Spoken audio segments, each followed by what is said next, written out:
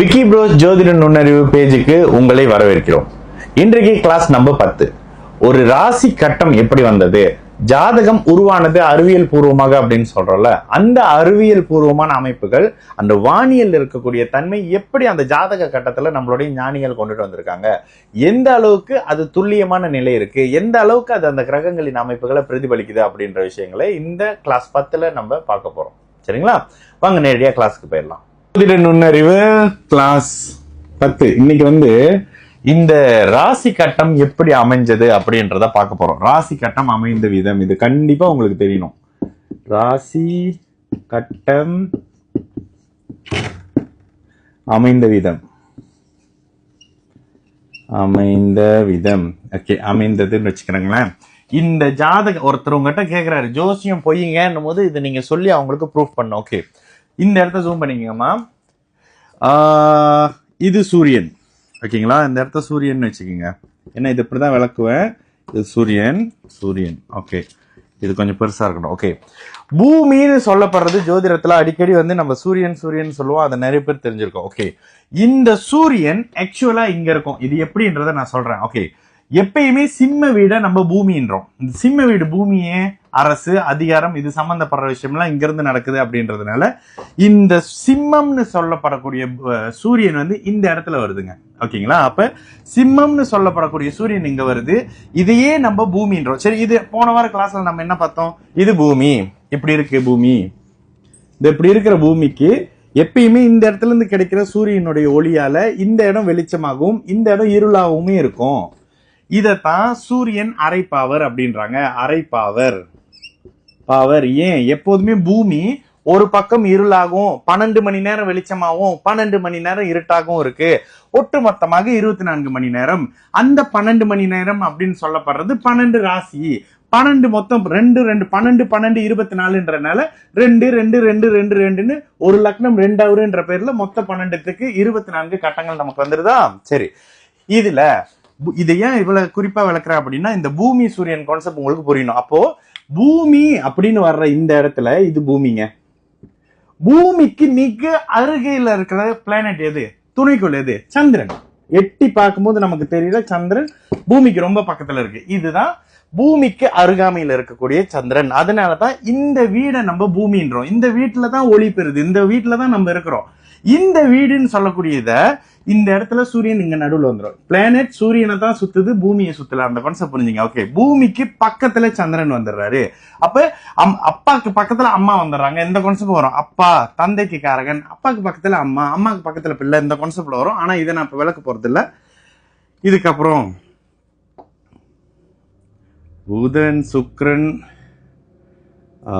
செவ்வாய். ஓகே, இப்ப இது என்ன அப்படின்னா இதைத்தான் உங்களுக்கு நான் அழகா விளக்கணும். ஓகே, இது சூரியனுங்க.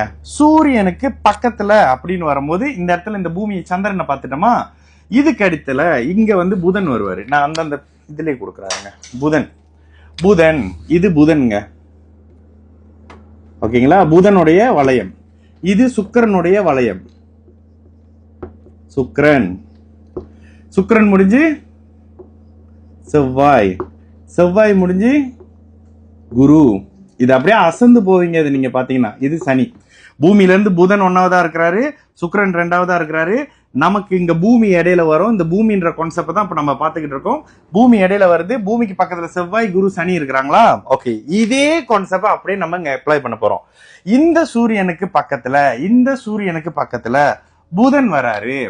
புதனின் வீடுகள், புதனின் மிதுன வீடு, மிதுனம். புதனின் கன்னி வீடு. புரியுதா? புதனுக்கு பக்கத்துல சுக்கிரனுடைய ரிஷப வீடு. சுக்கிரனுடைய துலாம் வீடு. சுக்கிரனுக்கு பக்கத்துல யார் இருக்கிறா? செவ்வாயுடைய மேஷ வீடு. செவ்வாயுடைய விருச்சிக வீடு. செவ்வாய்க்கு பக்கத்துல யார் இருக்கா? குருவுடைய மீன வீடு. குருவுடைய தனுசு வீடு. லாஸ்டா இந்த சூரியனுக்கு கடைசியில இருக்கிறவரு சனி. இந்த சூரியனுக்கு கடைசியில இருக்கிற சனியின் 2 வீடுகள் கும்பம், மகரம். ஓகேங்களா, மகரம். இது ஒரு கான்செப்ட்ல வரும். இதை தாண்டி இன்னொரு மாதிரியாவும் இதை சொல்லுவாங்க. அப்பாவுக்கு பக்கத்துல அம்மா, அப்பா அம்மாவுக்கு பக்கத்துல குழந்தை, குழந்தைக்கு கணவன், கணவனுக்கு பக்கத்துல சகோதரம், சகோதரனுக்கு பக்கத்துல ஆசிரியர், அதுக்கு பக்கத்துல வேலைக்காரன்ற கான்செப்ட்ல வரும். இப்படிதாங்க ராசி கட்டம் அமைஞ்சிச்சு. இதுல இந்த பூமின்ற பர்டிகுலர் இடத்த, இந்த பூமின்ற பர்டிகுலர் இடத்த இதைத்தான் நீங்க கவனிக்கணும். இந்த சூரியன்ற கான்செப்ட் அப்படியே இங்க உள்ள வந்து, இது தாங்க சூரியன் இருக்கிற இடம். ஓகேங்களா, சூரியன் இங்க இருப்பாரு. இது பூமி, பூமிக்கு பக்கத்துல இருக்கிற சந்திரன், அதுக்கு பிறகு இருக்கக்கூடிய புதன், அதுக்கு பிறகு இருக்கக்கூடிய சுக்கிரன், அதுக்கு பிறகு இருக்கக்கூடிய செவ்வாய், அதுக்கு பிறகு இருக்கக்கூடிய குரு, லாஸ்டாக சூரியனின் ஆத்ம ஒளி அறவே பட முடியாம வெளிச்சத்துக்கு நேர் எதிரில் இருக்கக்கூடிய இந்த இருள் சனியோட வீடுன்னு வரங்க. இந்த 10வது கிளாஸ் உங்களுக்கு ரொம்ப பெரிய ஒரு மாதிரியான விஷயமா இருக்கும். இப்படிதான் ராசி கட்டம் அமைஞ்சது. இன்றைய ஜோதிட நுண்ணறிவு கிளாஸ் 10ல ராசி கட்டம் அமைந்த அமைப்புகளும், அது அப்படியே வானத்துல அந்த சூரிய குடும்பத்துல சோலார் சிஸ்டம்ல எப்படி இருக்கு அப்படின்றத இந்த கிளாஸ்ல அப்படியே பார்த்திருக்கோம். தயவு செஞ்சு இதெல்லாம் கொஞ்சம் நோட்ஸா எடுத்துக்கோங்க. ஒருத்தர் உங்ககிட்ட வந்து ஜோசியம் பொய்ங்க அப்படின்னு சொல்லும் போது, இங்க பாரு எவ்வளவு அழகா தெளிவா கொடுத்துருக்காங்க அப்படின்றத நீங்க துல்லியமா உங்களுக்கு விளக்கக்கூடிய அமைப்புகள் இருக்கணும். ஸோ இன்றைய கிளாஸ் ராசி கட்டங்கள் அமைந்த விதம் அப்படின்ற அமைப்புகளை நிறைய குடும்ப தலைவிகள் பேசும்போது, அம்மா ஜோதிட நுண்ணறிவுலாம் ஃபாலோ பண்றோம் புரியுதுன்றீங்களா, உங்களுக்கான அமைப்புகள் ஒரு எஃபர்ட் எடுத்து பண்றோம். கண்டிப்பாக இந்த அமைப்புகள்லாம் நோட்ஸா எடுத்துங்க. வேற மறுபடியும் ஒரு கிளாஸ்ல மறுபடியும் உங்களை சந்திக்கிறேன். நல்லது நடக்கும், எல்லோரும் நல்லா இருப்போம். வணக்கம். இது விக்கி ப்ரோஸின் ஜோதிட நுண்ணறிவு.